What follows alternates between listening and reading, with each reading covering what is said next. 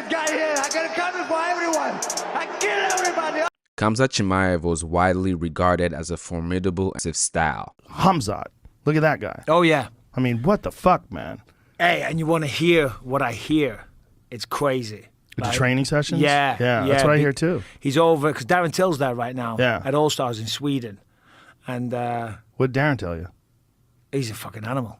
However, his perceived invisibility was shattered when it became evident that he struggles with endurance. And I know you feel strongly that you're going to finish Gilbert Burns on Saturday night. You are a heavy favorite going into this fight. What do you see when you study Gilbert, when you watch the tape? I see I'm going to finish that guy.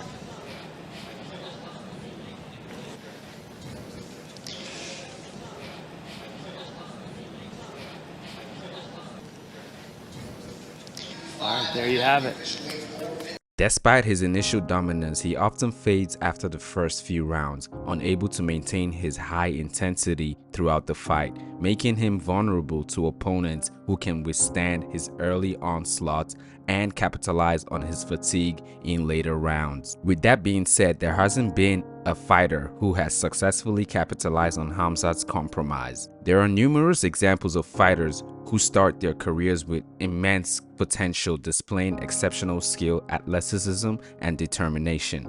But Khamzat's career mismanagement needs to be studied. Khamzat racked up impressive winning streaks and consistency to generate significant buzz as a future champion. However, for various reasons, such a promising athlete has experienced dramatic declines, going from a consistent winner to barely fighting and appearing less committed to the sport. Khamzat Chimaev began his career with a string of victories, showcasing talent that had fans and analysts predicting a bright future. His early success would have included one-sided wins against tough opponents, possibly eventually leading him to a title shot or even a championship belt. Fortunately, over time, several factors will contribute to a decline. Khamzat Chimaev's first high-level match was set against Leon Edwards. Edwards versus Chimaev was originally set for December 19, 2020, but was rescheduled for January 20th, 2021 after Edwards tested positive for COVID-19. That date eventually got cancelled after Chimaev was dealing with lingering symptoms from his COVID-19 diagnosis, which at the time was allegedly very serious. Eventually, after 3 attempts, the UFC gave up on trying to make that matchup. Chimaev was scheduled to fight Nate Diaz as the main event for UFC 279, but unfortunately, and I say unfortunately because that was a ridiculous matchup, the fight was cancelled due to his failure to meet the required weight, coming up in 7.5 pounds overweight. As a result of the weight miss, Chimaev was booked to fight Kevin Holland in a catchweight bout at 180 pounds, while Nate Diaz faced and won the fight against Tony Ferguson. The funny thing about this weight miss was how Khamzat could care less. He had no care in the world for missing weight by that much. It was almost as if it was planned. In fact, a lot of fans believed this was all some type of conspiracy in order to reorganize the fight card, and I don't blame them for that, if I'm being honest. Khamzat himself did say that the doctors warned him at a point to stop cutting weight unless it would have detrimental consequences. But at this point, who knows what the truth is? One thing is for sure though, this was another time health issues were raised regarding Khamzat Chimaev. After Khamzat fought and easily defeated Kevin Holland, something weird happened where it seemed obvious he couldn't fight in the United States for some reason. To this date, nobody really knows why, but he went on from fighting 3 times a year, 3 times a month, twice in 2 weeks, to barely fighting once a year. Khamzat was set to fight another pullout king, Paulo Costa, at UFC 294. Costa pulled out as usual due to an injury, and then Kamaru Usman stepped in to save the card. This was a 10-day short notice for Kamaru Usman, who was debuting in the middleweight division. Khamzat was a huge favorite in this matchup as he was more prepared, unlike Usman, who was taking the fight off the couch. Yet, it was an incredibly close fight, and a lot of people, including me, believe Usman won that fight.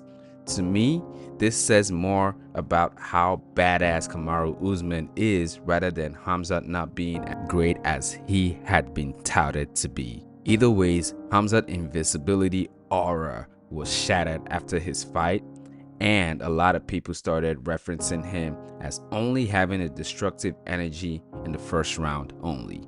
Despite missing weights before fights, going from the most consistent hyped up prospect to barely fighting, having slightly disappointing performances against the elite fighters, and barely being ranked in the middleweight division, the UFC would go ahead and set Khamzat Chimaev up for a #1 contender fight against Robert Whittaker in Saudi Arabia.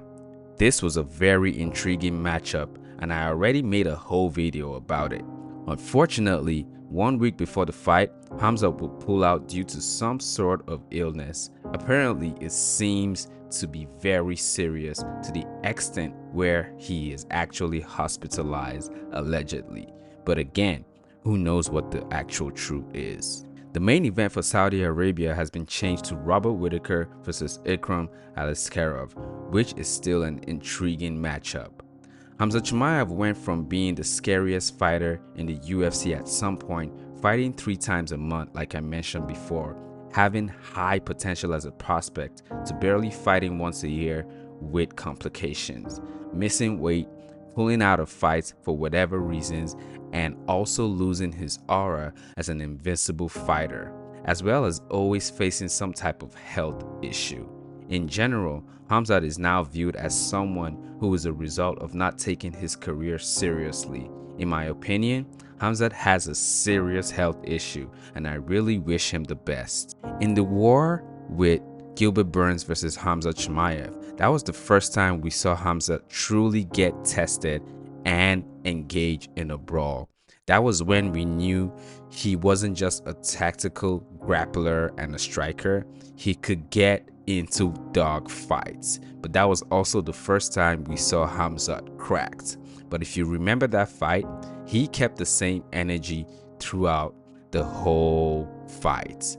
But for some reason, his cardio has obviously declined as he keeps gassing out as the rounds go on, which again leads to my opinion of some type of health issue that Khamzat keeps dealing with. And this can be tracked all the way till when he did have COVID-19. I hope Khamzat gets better and heals up, and eventually I hope he gets his career together and possibly meets the potential that was once held to his name. That may be a big ask, but anything can happen in combat sports. In a quick summary of Khamzat Chimaev's career, he came into the UFC in 2020, defeating John Phillips by a submission in the first minute of the fight. The following week, knocking out Reese McKee in the 3rd minute of the fight. Then a few months later, knocked out Gerald Meerschaert. And then the following year, easily submitted Jili Yang while he was having conversations with Dana White. But since then, he then had a war with Gilbert Burns, which was the first time, like I said, he got into a war. And then a few months later, had the complication with missing weight and got into the battle with Kevin Holland, easily submitting him. Now, Gilbert Burns was his first decision, and that was the beginning of everyone saying, this guy might not be that invincible. But after submitting Kevin Holland, that was kind of a last-minute matchup. So you can't really put that as a high stake, but it was still an impressive performance. Khamzat then had a short minute notice fight against Kamaru Usman, and I say short minute on Usman's side. Like I mentioned before, he was the higher favorite, but this was a decision win and arguably a robbery. If you look at all these fights, you can obviously see some type of decline in a performance, and also you can see how his career started off with so much hunger, but for some reason got less hungry going forward. Like I said, I do wish Khamzat Chimaev the best, and I hope things really turn around for him. But right now, it is a decline. The major question, in fact, is it his fault? Is Khamzat really that fighter who had so much potential but didn't take his career serious, in addition to things that were not in his control, then having a declining career? Or is everything just coincidentally not his fault? Him not being able to fight in the United States for whatever reason anymore, having serious health issues, which leads to him missing weight and being hospitalized. Let me know what you guys think.